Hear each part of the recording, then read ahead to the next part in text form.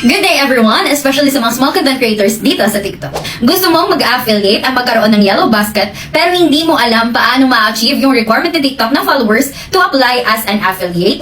Pues, para sa iyo ang video na ito dahil may ituturo po ako sa iyong 2 tips kung paano mabilis maparami ang iyong followers at ma-achieve po natin kaagad ang 1K followers na requirement ni TikTok sa pag-a-affiliate. Bago ko po ibigay sa inyo ang ating 2 tips, mega love shoutout kay Ate Sosi. Ang sabi niya, thank you Ma'am Camille and Sir Jeremy. 0 follower to road 11K followers na po ako. Nag-aabang lang ako sa live nyo araw-araw. Hindi lang po road to 11K. Dahil naka 11K ka na po Ate Sosi. And congratulations po sa iyo. Dahil din po yan sa iyong sipag, tiyaga and effort kung bakit ka po umangat. And also dahil sinunod mo po ang ating 2 tips.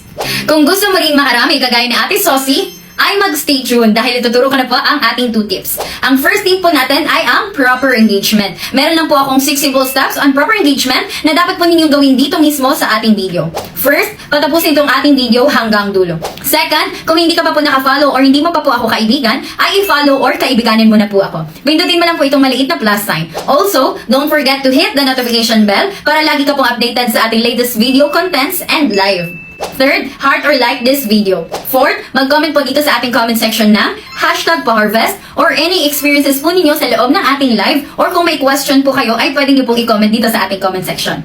Lahat po na nagko-comment dito sa ating comment section ay makipag-engage po kayo. Makipag-interact po kayo sa kanila. I-follow nyo po sila or kaibiganin nyo po sila. And lahat po ng mga finalo ninyo ay replyan po ninyo ng pa-harvest back or done. At syempre, lahat na nag-follow po sa inyo ay i-follow back nyo na din. Pakilike na din po ng kanilang comment para ma-notify po sila at para mabalikan ka na lang po nila. Pang-5 po natin na yung ating save button. Add this video to your favorites and pang-6 yung ating share button. Share with your friends, families, followers, supporters para mas marami pa po tayong matulungan na lumago at umangat ang kanilang accounts. Repost nyo na din po para mas marami makakita nitong ating video and copy link para pwede natin may share sa iba't ibang social media platforms.